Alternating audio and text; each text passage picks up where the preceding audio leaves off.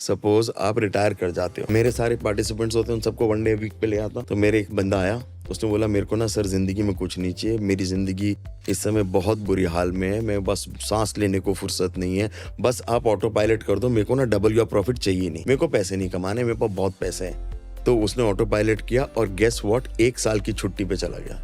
एक पूरे साल उसने दुनिया घूमी, छुट्टी मनाई, मेरे को कभी फ़ोन करता कि मैं यहाँ नॉर्वे में बैठा हूँ, मैं यहाँ लद्दाख में बैठा हूँ, पता नहीं कहाँ से फ़ोन आते थे उसके ऑड टाइम्स पे, राइट सर मज़े आ गए, थैंक यू मैं यहाँ बैठा हूँ और ये सब आपकी वजह से हो रहा है। 1 साल उसने ऐसे किया।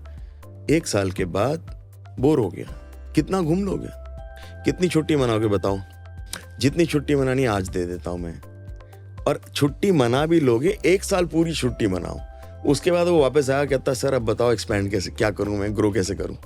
कितनी देर तक छुट्टी मना सकते हो ये बता दो। वो गड्ढा भर गया उसका, वो गड्ढा सबका भर जाता है।